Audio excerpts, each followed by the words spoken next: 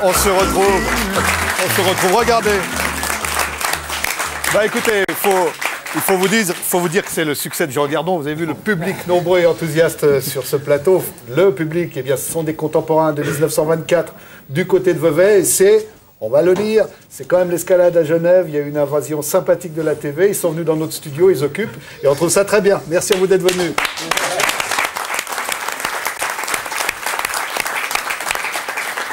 Et puis, vous dire que l'émission que nous allons faire, bien sûr, 3e jour avec Jean Liardon, il va être question d'aviation, il va être question de voyage. C'est le jeudi, c'est le jour de la culture. On lui parlera cinéma, l'occasion d'aller voir un très beau film que nous avons beaucoup aimé tous les deux. Évidemment, Jean Liardon est là. Si Jean Liardon est là, Alex Descotes est là. Avec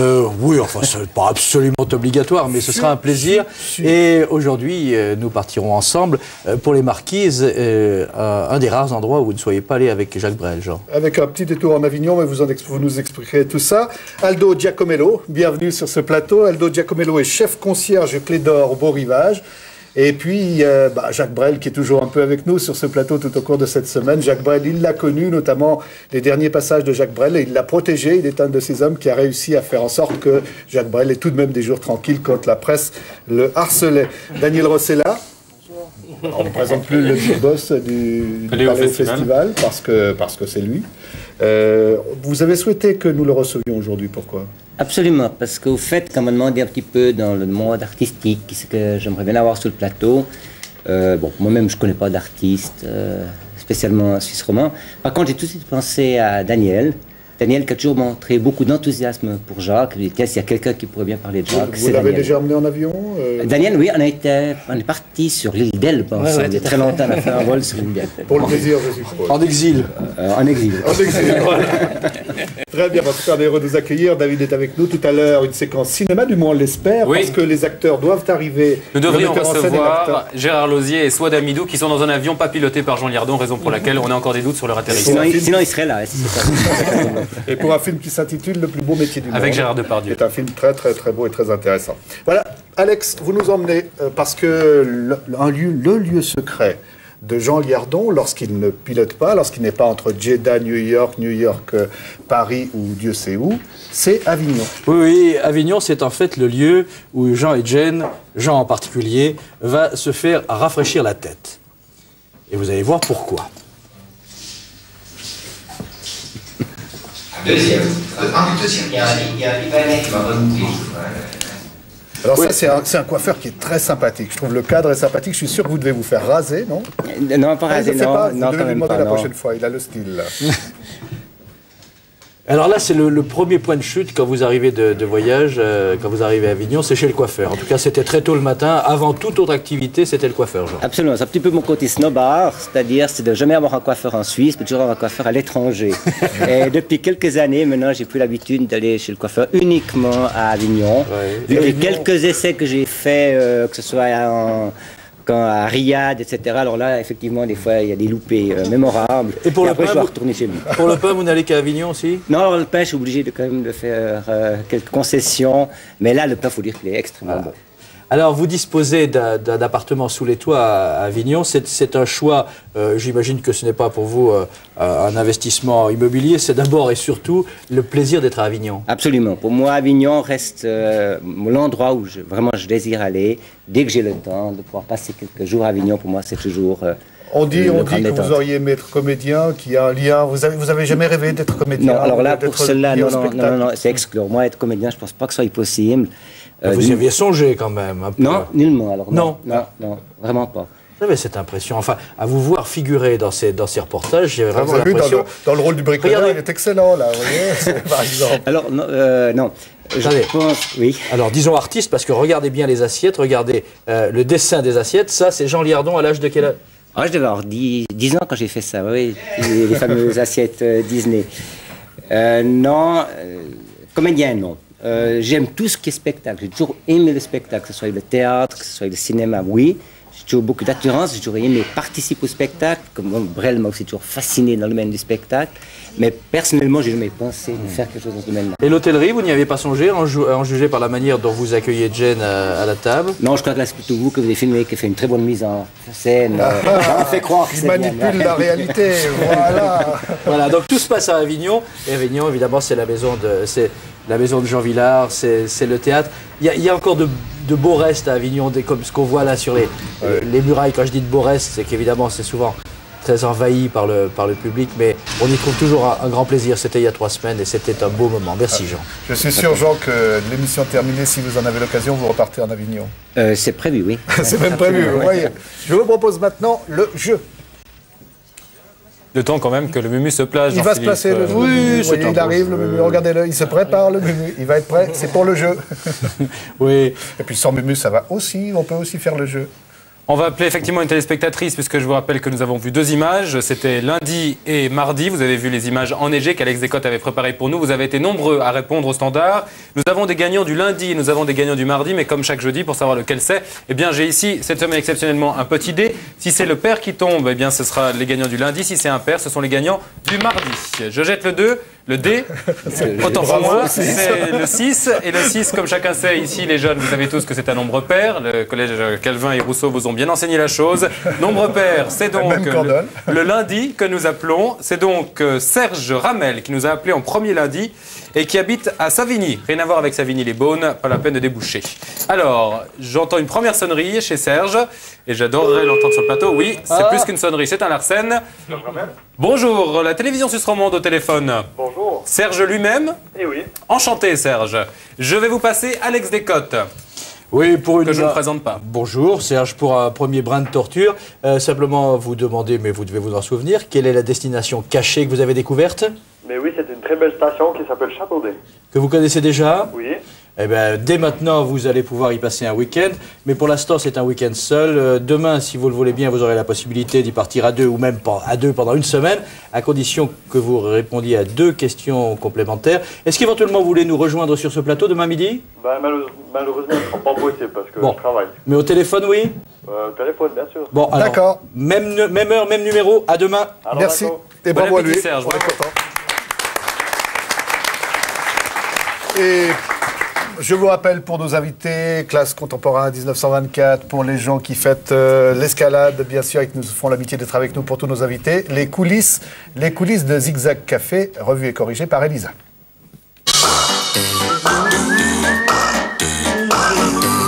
Mesdames et messieurs, voici les coulisses de Zigzag Café, comme vous ne les avez jamais vues.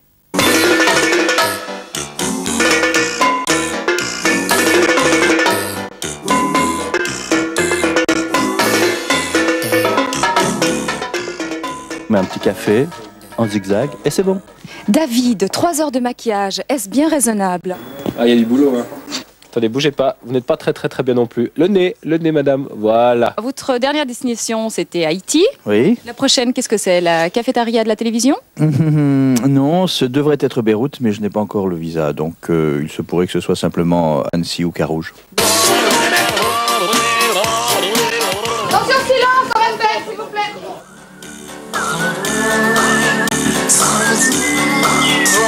Ça, c'est la bouteille de David. C'est un mélange très spécial. Oui, parce que j'ai le trac de bien faire mon travail, parce que le patron est derrière. Ça, c'est celle d'Alex, il vient souvent derrière le bar. Sans domicile fixe. Et là, c'est Jean-Philippe. Elle est presque vide. Il va falloir que... Vous avez déjà écrit au Père Noël? Oui, mais il me répond jamais. En fait, ils sont tous dopés. Bah oui. Zigzag Café, c'est votre émission préférée? Non, pas vraiment, non. Mais c'est toujours pas bon. Zigzag Café, c'est votre émission préférée? Je suis obligé de dire oui. Il est vrai que si vous annoncez 10 fois de suite de la pluie, vous êtes viré? Oui, mais j'ai le droit de passer mes vacances après avec vous et ça, j'aime beaucoup. Zigzag Café, réalisé par 2 femmes. J'aime bien la régie, c'est clair.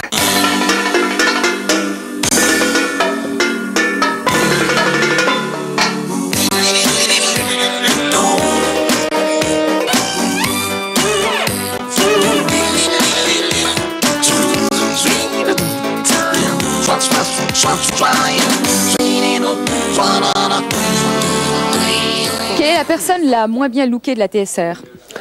Une seulement? Dites-moi, là vous nous la jouez en Sainte-Christine? Oui, c'est ma réincarnation en fait, j'ai décidé ça. Vous aimez bien vous déguiser, vous? J'adore ça.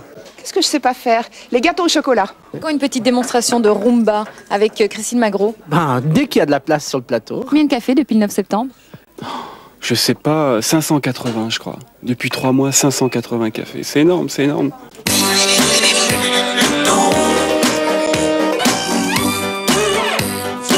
Vous avez tout compris. Bon, on la garde. Mais nous aussi, on va vous garder au moins jusqu'à la semaine prochaine pour d'autres coulisses, même heure, mais pas même endroit. Bon, et maintenant, si vous prenez un peu de café, voilà. Bravo. Merci à Elisa. Et si par hasard il y en a un d'entre vous qui n'aime pas l'émission, qu'il sorte tout de suite. Oh putain, non, sortez pas. C'était pour rire. C'était pour rire. Bien sûr, on accepte même ceux qui ne l'aiment pas, ça va de soi. Écoutez, on va vous retrouver dans quelques minutes, d'abord pour le téléjournal de midi, et puis on va vous retrouver à partir de 13h. Et à partir de 13h, beaucoup d'invités, plusieurs voyages, plusieurs rencontres, à la fois du cinéma, de la chanson et puis du bonheur, je l'espère.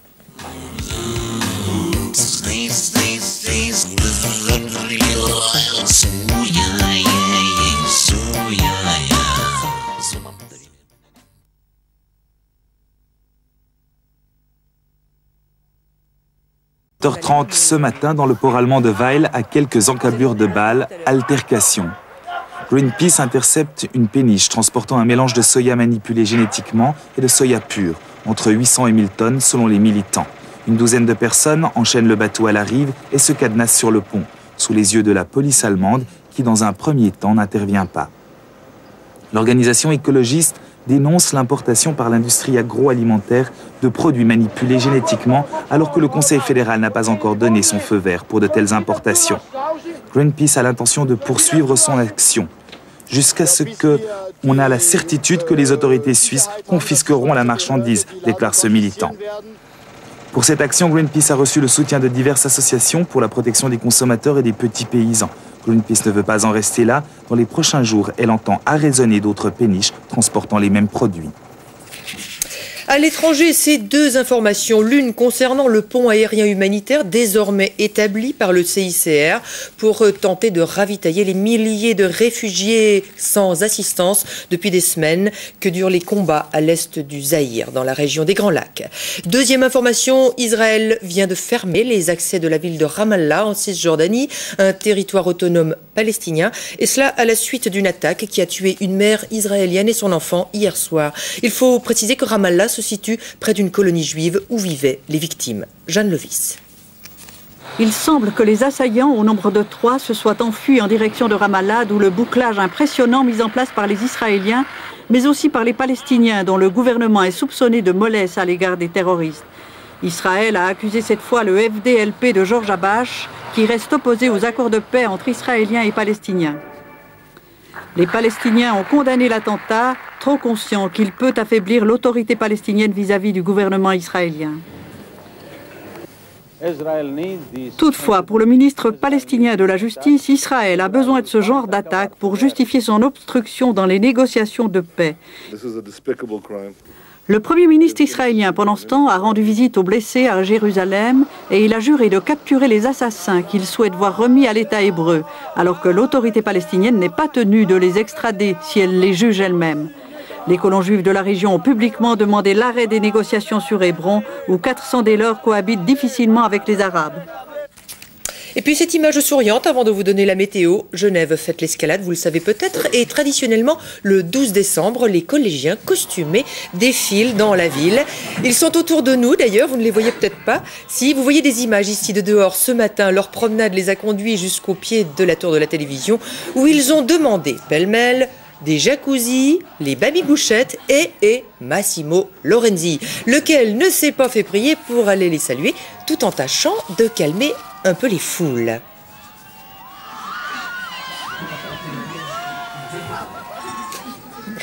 Vous voyez, la police était aussi là. Et puis, les manifestants sont également là, dans Zigzag Café. On est occupés. On est très occupés et même, vous avez un public fabuleux. coloré. Voilà pour la séquence décontractée de ce journal. Vive l'escalade. Je vous rassure, Massimo Lorenzi est sain et sauf. Vous le retrouverez ce soir à 19h30, je tenais à le préciser. On passe à la météo donc importante pour les Genevois. Que l'on se rassure, les nuages persistants durant la journée, ils persisteront, mais pas une goutte d'eau ne viendra perturber ce joyeux déploiement traditionnel. Les premières précipitations n'auront lieu toutefois qu'en fin de journée, mais à l'ouest. Demain, le temps restera très nuageux, avec cette fois des précipitations intermittentes, surtout en seconde partie de journée. La température, eh bien, elle fera 3 degrés cet après-midi et 5 degrés demain dans la journée. Voilà Jean-Philippe, rien ne vous arrête. Vous êtes donc revenu de cet Intercity, nous en sommes heureux. Vous êtes là en chair et en os. Mais puis vous avez remarqué qu'il se passe toujours quelque chose à la télévision. Il y a toujours des manifestations on est dans l'actualité. On est en plein dans l'actualité. On ne sait pas très bien ce que nous réserve demain, mais en tout cas cet après-midi, on peut vous dire que nous allons parler à la fois d'aviation avec Jean Liardon. Nous allons revenir sur cette rencontre extraordinaire avec Jacques Brel. On va parler cinéma. Le plus beau métier du monde, vous verrez, un film de Gérard Lauzier. Et puis Daniel Rossella sera là, enfin beaucoup de monde pour passer un bon début d'après-midi. Merci Jean-Philippe, merci de votre témoignage. Merci à vous tous de nous avoir suivis, c'est la fin de ce journal. On se retrouve demain.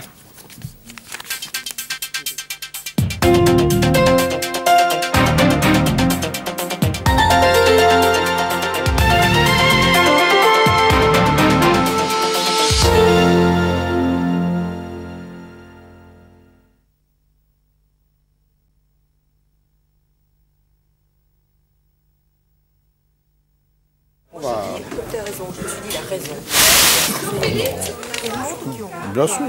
Oh, on rediscutera. De toute façon, tu sais, une bataille, c'est jamais perdu que quand tu as quitté le champ de bataille. Ah ben on attend Lauzier. Ah, ouais. Dis donc, qu'est-ce que c'est que cette séquence Marquise chanson? C'est ce qu'ils avaient enlevé, c'est ce qui aurait dû venir en première partie, qui ne va pas venir du coup. Ah oui, excuse-moi, ouais, d'accord. Non, j'y arrivais plus là. Pas de problème, c'est bien. Non, mais c'est une. Je me souvenais pas. C'était une hypothèse de travail. On n'a à nouveau pas allumé là. Hein. Qu'est-ce qu'il y a un briquet sur soi? Vous pouvez nous le prêter? Merci.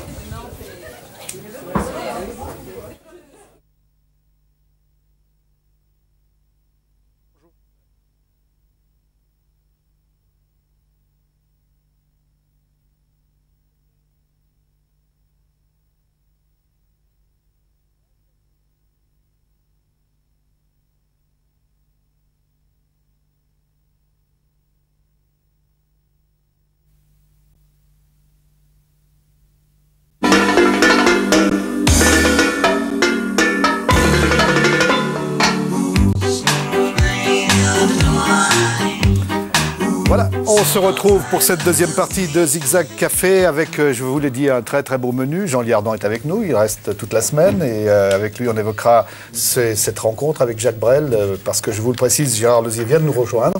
C'est le metteur en scène d'un film dont on parlera tout à l'heure, qui est Le plus beau métier du monde. Heureusement que vous êtes là, hein, l'avion est arrivé à la toute dernière seconde. Oui, on était un peu de retard. Un petit peu de retard et maintenant Sola Milou qui va nous rejoindre, elle est encore au maquillage, elle va faire une entrée comme on dit en termes de métier, ça sera parfait. Public nombreux et enthousiaste.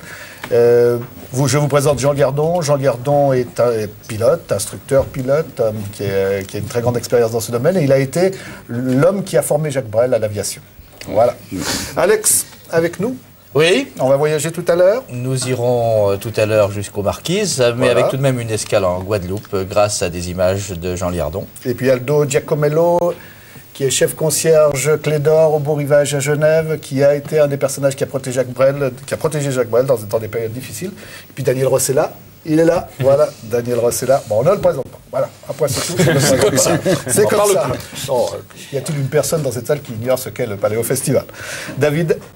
Oui, j'étais ravi de savoir que vous êtes enrichi cette nuit. Pas mal le code du train, Jean-Philippe. Oui, je cherchais le cerveau, ils l'ont trouvé. L'invité de la semaine ne lui suffit pas, il lui faut maintenant le hold-up du siècle. Voilà, vous expliquerez à notre invité qui vient d'arriver. Je suis déjà au courant. Ah bah écoutez, alors il va falloir que je partage avec une personne de plus. Ça va être un peu délicat quand même toute cette affaire. Bon, écoutez, Alex, je vous propose quand même que vous rappeliez un tout petit peu ce passage de Jacques Brel en Guadeloupe et ses voyages avec Jean Liardon, histoire de raconter un peu cet itinéraire, notamment à Gérard Lauzier qui nous a rejoint. Oui, on le sait, la mort de de Jacques Brel, c'était en 78, mais il y avait belle lurette déjà qu'il était venu prendre des cours auprès de Jean Liardon et que donc ils étaient devenus amis.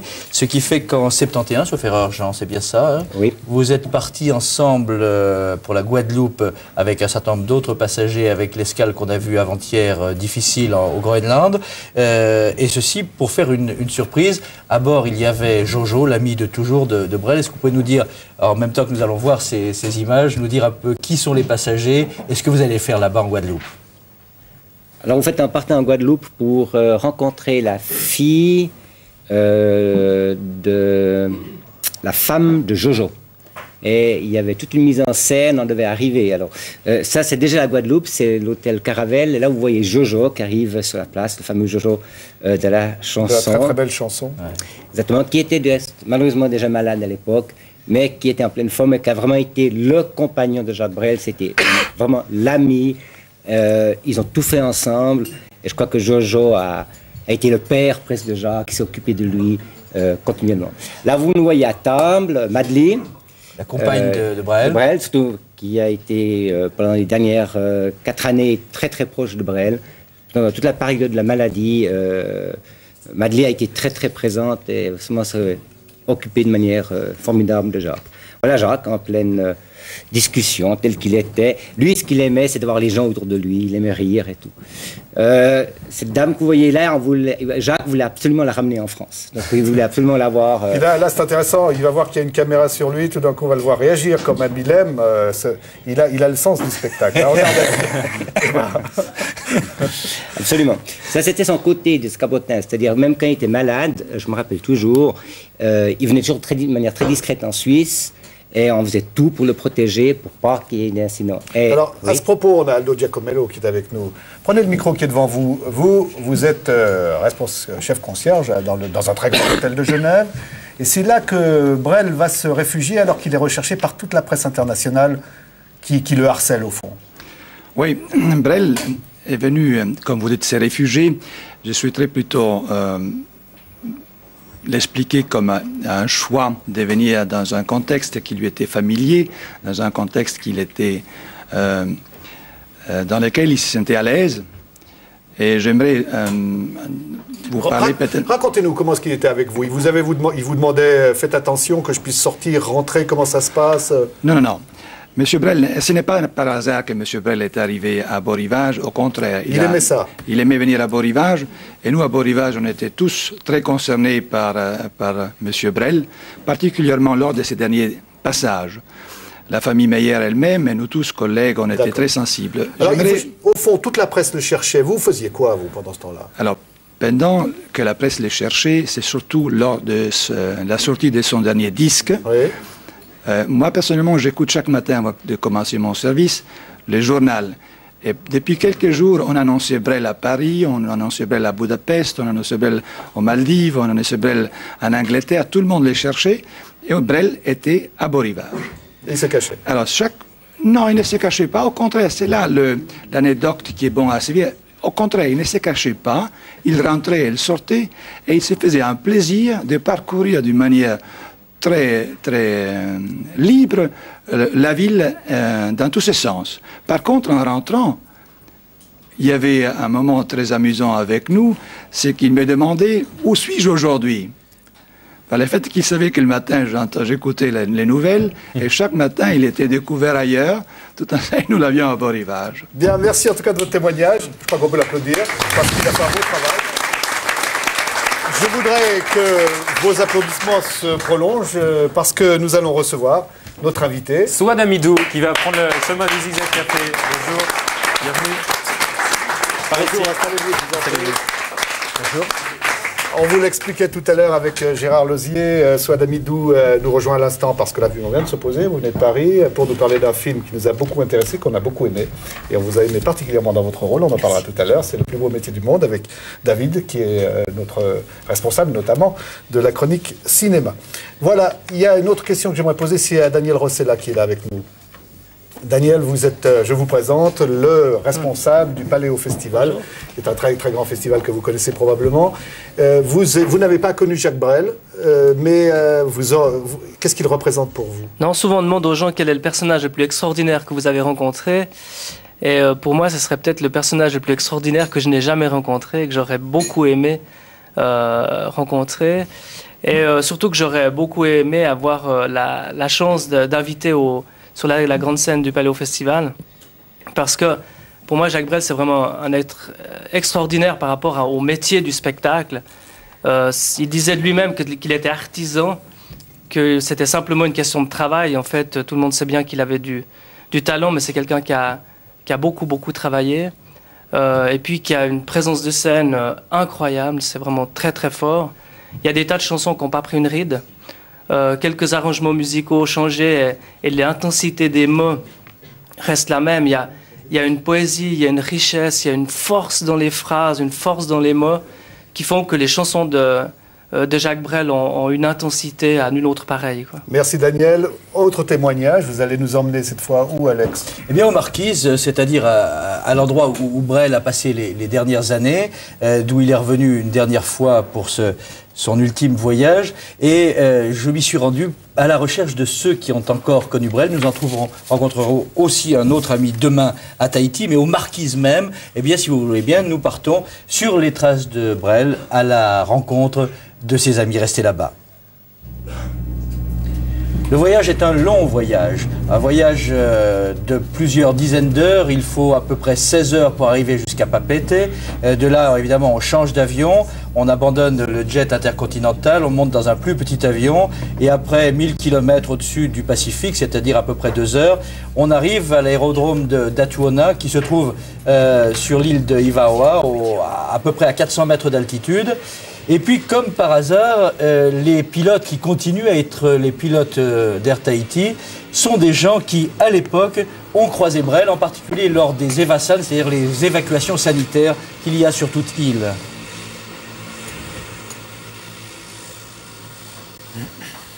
Ça se passait très bien, on le voyait souvent, il avait un avion, il adorait rendre service aux gens. Notamment, il faisait des EVASAN, il nous concurrençait en fait, gentiment. Et vous le connaissiez personnellement? Je le connaissais personnellement, oui, bien sûr. Oui, comme tous les pilotes d'Air Tahiti. Et ça se passait comment les rapports avec lui? On allait chez lui, c'est lui qui venait vous voir à l'aérodrome? Comment ça se passait? Il venait nous voir, en général il nous invitait le soir à dîner. Il avait toujours des bons vins. À l'aéroport, des galopins ont dessiné des moustaches sur la photo de Jacques Brel, mais au cimetière, qui est un peu en altitude, c'est à la fois la quiétude, le respect, le silence. La tombe de Jacques Brel est nichée quelque part sous les feuillages, très discrètement. Sur la pierre tombale, il y a aussi, vous allez le voir, le portrait de Madly, bien que Madly soit toujours bien vivante et qu'elle vive dans le sud de la France aujourd'hui. Madly, sa dernière compagne. Et puis, à 20 mètres environ, de l'autre côté, par rapport à la croix, c'est-à-dire à l'est, il y a la tombe de Paul Gauguin. Ivaoa, cette île dans laquelle repose désormais Jacques Brel, c'est un peu une grande montagne dans la mer, voilà le Monte Metsiu. Et puis voilà la maison où vivaient Jacques Brel et Madly, là où il a écrit les dernières chansons. Aujourd'hui, on ne peut plus y entrer parce que les nouveaux propriétaires sont évidemment souvent dérangés. Donc, pour en savoir un peu plus, il faut aller à la rencontre du maire d'Ivaoa, qui s'appelle Guy Rosy, et qui a, lui, bien sûr, des souvenirs. Oui, en effet, lorsque Jacques Brel était arrivé ici pour la première fois dans l'île de Ivaoa, il avait mouillé dans le port de Tahoku et il était arrivé par un yacht assez grand, tout noir, qui s'appelait Lascaux. Et donc il a fait immédiatement un déplacement vers le village de Atuana pour voir qu'est-ce qu'il pouvait acheter. Et ça a été l'occasion pour nous de le rencontrer pour la première fois. Et je me souviens en effet qu'ils étaient présentés au magasin et il avait donc posé quelques questions, mais personne ne l'avait reconnu. Oui, c'est d'ailleurs en fait une des raisons pour lesquelles il est resté aux Marquises. Et puis autre surprise aux Marquises désormais, c'est qu'on peut voir le Jojo, c'est-à-dire le Beechcraft Bonanza, qui était celui de Jacques Brel. Il a été rapporté sur l'île, voilà, un peu plus d'1 an. Et il est installé sur la place du village historique, à nouveau avec Guy Rosy. Lorsqu'il avait décidé de s'installer ici, il a commencé par revendre le yacht Ascoy. Et après, il s'est dit que, vu l'éloignement qu'on avait par rapport au centre de la Polynésie, qui était donc propriété, il fallait à tout prix qu'il se paye un petit avion. Donc il a acheté le fameux Jojo. Et comme il était déjà pilote, parce qu'il avait été pilote professionnel avant de venir chez nous, il a donc décidé d'acheter son avion. Et cet avion-là a eu toute une histoire, mais de nombreux Marquisiens ont embarqué dans cet avion et c'était les seules occasions pour eux parfois de résoudre des problèmes insolubles. Voilà donc cet avion. Je serais curieux d'avoir les réactions de Jean Liardon. Vous n'y êtes pas allé sur place, mais vous redécouvrez cet avion. Avec beaucoup de nostalgie. Donc le Twin Bonanza est un avion très connu. Quand Jacques m'a dit qu'il avait acheté un Twin, j'étais super heureux parce que c'est un très bon avion. Et de reste, lui aurait toujours voulu que j'aille le rejoindre là-bas parce qu'il voulait développer l'aéropostale. Il voulait pouvoir larguer le courrier depuis cet avion pour pouvoir justement aller d'île en île. Et lui, Thomas, il ne pensait qu'à une chose, c'est de bouger, de pouvoir être actif avec son avion-là. Est-ce que vous avez hésité à le faire? Je ne pouvais pas, tout simplement, ce n'était pas possible d'y aller. Un petit regret peut-être? Oh, un immense regret. Très bien. Je vous propose maintenant que nous passions, maintenant que vous nous avez rejoints, ça nous fait très très plaisir, je vous propose notre rubrique cinéma.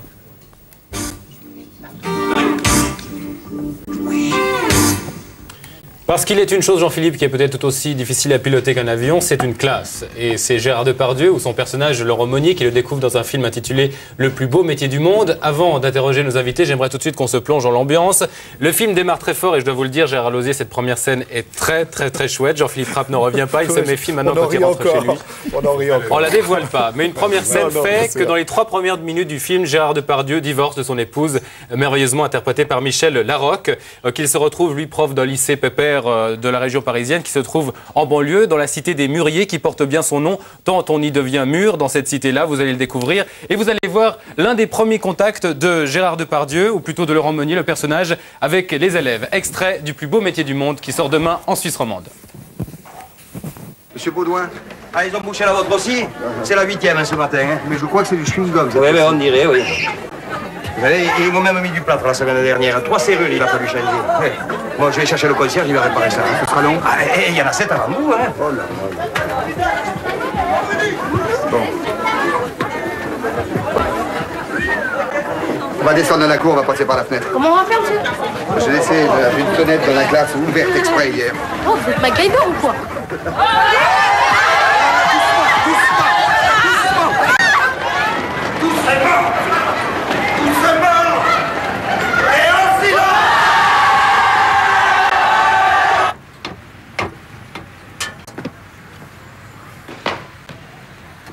À mon tour.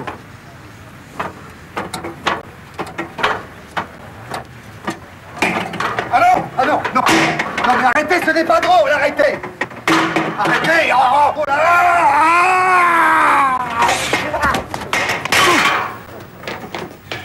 Vous êtes fait mal, monsieur?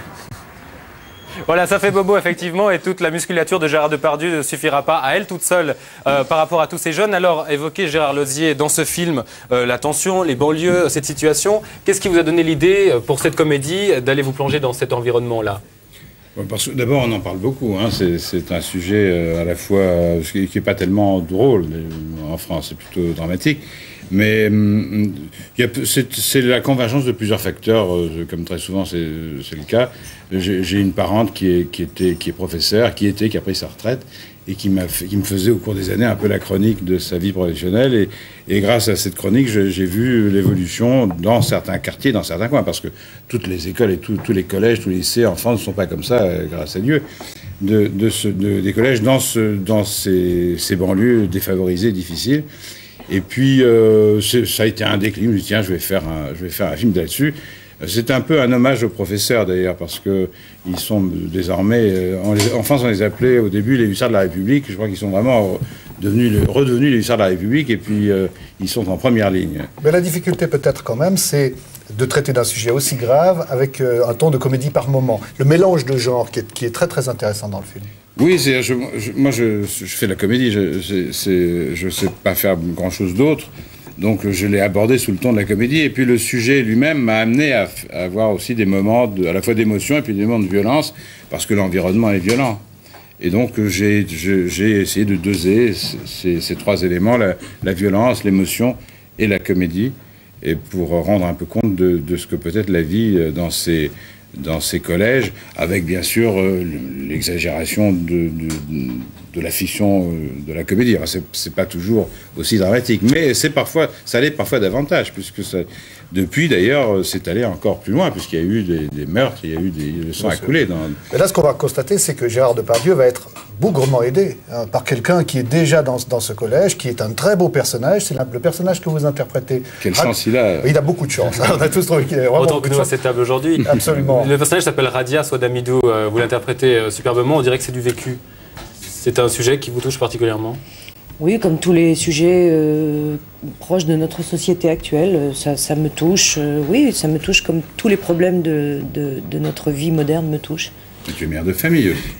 Oui, et puis vous avez joué avec des jeunes qui étaient issus de la banlieue. Comment s'est passé le contact avec eux, le tournage? Oh, ça a été formidable, on s'est parlé, je suis allée leur parler, je suis allée leur faire un peu la leçon avant ma fameuse scène où j'entrais, parce qu'en fait j'étais pas mal impressionnée quand même devant cette énergie là, multipliée par 25, c'était très fort. Et je suis allée leur parler de mon métier d'actrice en fait, et je leur ai dit que c'était un métier qu'il fallait pas prendre les choses mal quand on leur disait mets-toi là ou mets-toi là, parce qu'ils étaient un peu chauds. Hein. Et en fait, ils ont très bien compris, ça a été formidable, le contact a été vraiment super. Et quand je suis arrivée dans la classe, j'avais l'impression de les connaître très bien. Et ils ont tous joué le jeu comme si je les avais eus en 6e et comme si je les avais vus grandir. Et c'était vraiment formidable. Et puis ce que dit votre personnage aussi dans le film, c'est au fond respectez-nous pour ce que nous sommes. Et vous représentez une enseignante d'origine algérienne, je ne sais pas, j'imagine, et ils se sentent reconnus à un moment. Ils se disent bon, et on va voir Depardieu d'ailleurs, lui aussi faire un effort vers eux, leur raconter la civilisation arabe, par exemple. Parce que le maître mot de tout ça, c'est le respect, oui. Le respect mutuel. On se respecte les uns les autres. Il faut leur apprendre qu'ils ont une dignité, il faut qu'ils leur ont faire une dignité, découvrir qu'ils ont une existence, et puis qu'ils sont aimés, qu'ils sont respectés, qu'ils sont poussés vers l'avenir et qu'ils ne sont pas du tout écrasés. Et le corps enseignant est là justement pour aider les jeunes à se sortir de leur milieu. Si par hasard ils sont d'un milieu défavorisé ou s'ils ont des difficultés, le corps enseignant est là pour les aider, pour les aider à grandir et à comprendre la vie. Vous avez un deuxième extrait, David? Volontiers, où on va retrouver justement Swadamidou dans son rôle, où on va découvrir une autre facette du personnage, parce que c'est vrai que c'est l'une des qualités de ce film, c'est qu'il est relativement réaliste et que le personnage est loin d'être caricatural et pas uniquement sympathique, puisque c'est un homme à femme que ce Monnier, et vous allez le voir dans des situations de quiproquo, avec Michel Larocque d'un côté et Swadamidou d'un autre.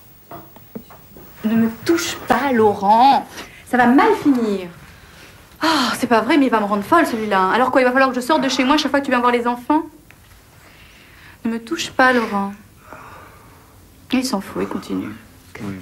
T'arriveras à rien comme ça, hein, je te préviens. Non. Non mais regardez-le, c'est un malade. C'est ridicule. Ridicule. Tu devrais voir un psy, tu sais, ça se soigne. Hein. Il continue, il s'en fout. Mais quoi, il n'y a pas assez de putes dans ta cité? Lâche-moi, tu me dégoûtes. Je sais.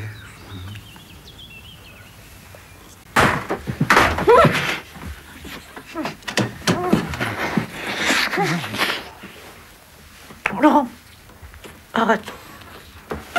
Laurent, arrête, arrête. S'il te plaît. Radia, j'en peux plus, moi. Et si tu tiens à moi, s'il te plaît, Laurent. Mon fils va arriver. Laurent! Mais enfin, qu'est-ce qui se passe? Qu'est-ce que ça veut dire? À quoi on joue, là? Tu me rends fou, quoi. Il faut pas que mon fils te trouve ici. Attends, vite. Une autre fois, je te promets. Tu me promets? Oui. Tiens, ton écharpe. Oui. Tu me jures? Oui, je te jure. Attends.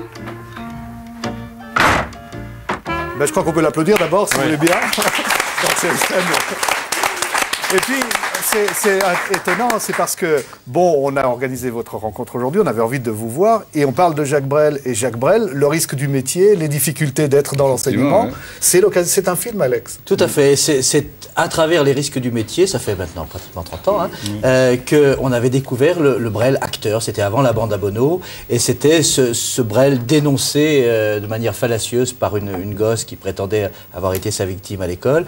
Les temps ont changé, c'est plus la violence que l'insinuation aujourd'hui, mais c'est intéressant de se rappeler que Brel a été le prédécesseur de Depardieu sur les bancs de l'école 30 ans plus tôt. Voilà. Et puis un petit clin d'œil pour vous, parce que vous devez être étonné de voir ces jeunes, notamment, il y a aussi des gens des contemporains de 1924, mais des jeunes qui sont un peu déguisés. Expliquez, Elisa, à nos invités. Escalade, alors peut-être pour nos amis qui viennent de Paris, ils sont un petit peu surpris, donc ces gens sont quand même déguisés. Hein. Alors vous êtes déguisés, pourquoi aujourd'hui? L'escalade, c'est une tradition à Genève, ça se fête, c'est comme ça. Le 12 décembre, c'est une tradition que tous les jeunes voient, tous les collégiens fêtent et aiment fêter. Lui, c'est le plus calé en histoire. C'est une tradition historique. Hein. Est-ce que quelqu'un connaît quand même cette... C'est parce que le 12 décembre 1602, on a pu repousser les Savoyards à l'improviste, qui était venu à l'improviste attaquer Genève. Merci, merci à vous, comme ça vous êtes au clair, vous dites que c'est pas une télévision bizarre, un public bizarre, et des jeunes étranges. Ça va mieux avec la Savoie? Ça va beaucoup mieux avec la Savoie maintenant, oui. Oh, c'est un peu arrangé. Voilà. Est-ce que vous avez continué à voir, je ne sais pas, lorsque le tournage se faisait justement avec les jeunes, est-ce qu'après les tournages de scène, est-ce que la conversation continuait? Qu'est-ce qu'ils ont gardé comme relation avec vous? Oui, au jeu. Non, c'était le début, comme toujours, on a commencé à se tourner un peu autour, à s'observer, puis très vite, c'est devenu très sympathique. De temps en temps, il fallait que j'étais un peu le prof, d'ailleurs, sur le plateau. Avec plus de succès que Depardieu, apparemment, quand même. Oui, parce que j'avais la possibilité d'une sanction sans appel pour eux. C'est-à-dire, je pouvais les virer carrément du tournage. Et ça, c'était un bien pire qu'une mauvaise note. Ils ne pouvaient pas supporter cette idée, puisqu'ils auraient perdu la face, puisqu'ils racontaient, bien sûr, dans leur quartier, dans leur lycée, dans leur collège, à leurs copines, qui jouaient avec Gérard Depardieu. Donc, mon rôle était relativement facilité. Mais quand même, ils étaient formidables et très sympathiques. Mais plein d'une énergie qui parfois était difficile à gérer. Débordante. C'est vrai que c'est un très bel hommage à une profession qui mérite. Ce film, je pense que vous avez eu des réactions d'instituteurs, d'institutrices, qui se sont reconnus dans votre rôle? Nous avons fait des projections spécialement pour des professeurs et qui ont effectivement... ils ont trouvé parfois que le trait était un peu grossi, et puis ça dépend aussi de leur expérience, de l'expérience de chacun, mais d'une façon générale, ils étaient d'accord. Je trouve que c'est très proche de la réalité. Et ils ont trouvé, en particulier, ils ont pensé que Souad avait fait ce métier toute sa vie. C'est un choix que vous avez fait comme ça, sur la base d'une lecture, ou bien vous aviez vraiment envie d'interpréter ce genre de personnage? À quoi correspondait-il pour vous? C'est-à-dire qu'à plus d'un titre, ce personnage est arrivé à point nommé, si j'ose dire, dans ma vie d'actrice, parce que, d'une part, le scénario d'abord était formidable. C'est pas parce que Gérard est en face de moi, mais je dois dire que c'est un des scénarios les mieux écrits que j'ai lus depuis de longues années, quoi. Et vraiment, c'était pointu, c'était d'une intelligence, c'était d'un drôle. Enfin, c'était vraiment, vraiment formidable. Et en plus, pour moi, ça marquait un tournant très important parce que dans ce film, je suis mère de famille, je suis prof. C'est-à-dire que j'ai un rôle actif dans la société. Je suis plus une victime de la société comme je l'ai été dans d'autres films où j'étais un peu toujours la jeune fille à problème qui se débat dans le monde. Là, en fait, je suis actrice du monde dans lequel je vis et mère et en plus interprétant un rôle d'une intelligence rare. Oui, parce qu'il faut dire que cette mère qui est célibataire a un fils qui, lui, suit l'école coranique et qui l'empêche de vivre sa liberté, en quelque sorte. Oui, en fait, c'est pas seulement parce qu'il suit l'école coranique, c'est aussi parce qu'elle est célibataire avec un enfant et qu'elle n'est pas libre. Je sais ce que c'est.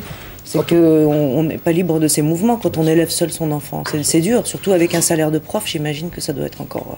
écoutez, alors, tout ce qu'on peut dire, c'est que c'est vraiment un film qu'il faut voir et qu'il faut voir justement pour ces qualités-là. À la fois, vous riez dès les 3 premières minutes. Aux larmes. Vous êtes ému en sortant. On rit vraiment. Et on est ému aux larmes. Et on est vraiment ému et on a rencontré des gens avec de l'épaisseur, et une situation qui évolue, c'est absolument... Bon, je crois qu'il n'y a rien d'autre à dire que... C'est mieux que tout sujet d'actualité, en tout cas sur le thème qui pourrait passer aux infos. Et je crois que... Bravo. Ouais. Non, c'est vrai. Et c'est aussi le rôle du cinéma. Voilà. Elisa, Je vous rappelle que nous avons une opération. Exactement, c'est même moi qui vais vous le rappeler, parce que même si David vous emmène voir des films dont les scènes ont beaucoup plu à mes invités aujourd'hui, le coup de l'échelle, c'était pas mal pour le professeur de maths. Voilà, donc moi aujourd'hui, je vous invite à faire la 3e étape de notre voyage. C'est toujours le voyage au pays des contes. C'est une opération qui a été organisée par la TSR et les cartes postaux, une opération qui vous propose de regarder 11 contes qui sont racontés par des gens de l'antenne. Et puis bien sûr, le bénéfice de cette cassette, 30 francs, je vous le rappelle, ira toujours à un enfant de Suisse romande, un enfant défavorisé. Aujourd'hui, on va penser à un petit garçon de Genève. Et oui, pourquoi pas Genève aujourd'hui? Il a 8 ans, il s'appelle Sandro, ses parents sont en fin de droit de chômage. Alors moi, je propose de regarder aujourd'hui un extrait du conte que vous allez découvrir d'ailleurs sur la TSR dans quelques jours. Alors le capitaine prend Scooby-Doo, la jette à la mer. Et Scooby-Doo n'avait même pas eu le temps de toucher l'eau qu'elle se fait avaler par un énorme requin. Et quand elle touche comme ça le fond du ventre, elle trouve, vous savez quoi? Les lunettes. Elle met ses lunettes, elle dit oh là là, il y a un magnifique trésor ici. À côté d'elle, il y avait une huître perlière. Et l'huître, elle lui dit oh, s'il te plaît, Scooby-Doo, délivre-moi de cette espèce de grosse chose que j'ai sur le ventre, je me sens mal. Alors Scooby-Doo lui dit ouvre la bouche. L'huître ouvre la bouche. Scooby-Doo peut enlever la perle et l'huître se sent soulagée. Scooby-Doo lui dit dis-moi maintenant, comment est-ce qu'il faut que je fasse pour retourner à Paris parce qu'il y a un petit garçon qui m'attend. Eh bien, si vous voulez bien sûr connaître la suite, il faudra prendre la cassette. Vous voyez bien que Maria Métral, entre deux petits nuages, a le temps de vous raconter des histoires. Dites-moi Isabelle, d'ailleurs, je crois que vous nous en racontez une, non? Ah bon? Ah bon, qu'est-ce que je raconte? Eh ben, je sais pas, il faut racheter la cassette. Ah bon, d'accord. Bon, comme d'habitude, voilà, et pour la cassette, c'est toujours le 0848, c'est bien ça? 828, c'est marqué numéro vert, exactement. Mais jaune. Donc, n'oubliez pas de nous téléphoner, achetez beaucoup de cassettes pour que les enfants de Suisse romande aussi aient un Noël un petit peu meilleur que peut-être les autres années. Je vous embrasse et puis à demain, bien sûr. Bien sûr, on va demander sur la vidéo si vous avez envie un jour de raconter. Bravo Elisa, quel talent. Vous demandez peut-être si un jour vous avez envie de raconter des contes à vos enfants. Bon, c'est pas un jour, je le suis tous les jours. Je suis mise à contribution tous les soirs, sinon on dort pas. Et qu'est-ce que vous leur racontez? Eh bien, en ce moment, c'est La Belle et la Bête, dans un très vieux livre de contes que j'avais moi-même quand j'étais petite, que j'ouvre avec des... Et alors, mon fils écoute sa bouche bée, c'est écrit dans une langue magnifique, dans un français impeccable, enfin, c'est extraordinaire. Et non, sinon, j'invente. Ah oui. J'invente complètement, j'improvise. Il était une fois et c'est parti. Et alors là, ça peut ne pas terminer. Je suis une conteuse. C'est peut-être la tradition arabe qui remonte à la surface. Et puis c'est un beau public, le public de ces enfants. Ah ben c'est merveilleux parce que alors ça fonctionne. Et puis alors ce qui est marrant, c'est que il me pose une question et ça induit complètement la suite de l'histoire. Je dis mais tu as raison, bien sûr, parce que voilà. Et tout à coup, pof, ça change de direction et le petit garçon se retrouve sur les ailes de l'aigle. Enfin c'est formidable. Merci Jean Liardon, on va conclure cette journée, nous nous retrouverons demain. Okay. Est-ce que vous aimez le cinéma? Est-ce que vous aimez... J'adore le cinéma, oui. Mais j'ai pas beaucoup l'occasion d'y aller ces derniers temps, mais dès que j'ai la possibilité, je vais voir des films. Est-ce que David, est-ce que nos invités vous ont convaincu? Vous irez voir le film? Ah sûrement, oui, ça, il n'y a aucun doute que je vais aller voir ce film. Le film sort demain en Suisse romande, le plus beau métier du monde. Le problème de Jean Liardon, c'est que dans les pays où il passe parfois, la plupart de ses films n'arrivent pas... En Arabie Saoudite, le cinéma est interdit, c'est beaucoup plus simple. Voilà. Il n'y a pas de cinéma. Donc c'est difficile d'y aller. Il y a encore du travail à faire. Je vous propose que nous nous quittions avec une chanson de Jacques Brel. Il est aussi notre invité tout au cours de la semaine. Vous nous excuserez parce que parfois ce sont des documents et parfois le son n'est pas aussi bon qu'on le souhaiterait. Gérard Lauzy le remarquera sûrement tout de suite, en grand professionnel. Mais c'est une belle rencontre qui vaut la peine. Ce soir j'attends Madeleine, j'ai apporté du lilas, j'en apporte toutes les semaines. Madeleine elle aime bien ça, ce soir j'attends Madeleine, on prendra le tram 33 pour manger des frites chez Eugène. Madeleine elle aime dans ça, Madeleine c'est mon Noël, c'est mon Amérique à moi, même qu'elle est trop bien pour moi, comme dit son cousin Joël. Mais ce soir j'attends Madeleine, on ira au cinéma, je lui dirai des je t'aime. Madeleine elle aime dans ça, elle est tellement jolie. Elle est tellement tout ça, elle est toute ma vie, Madeleine, que j'attends là.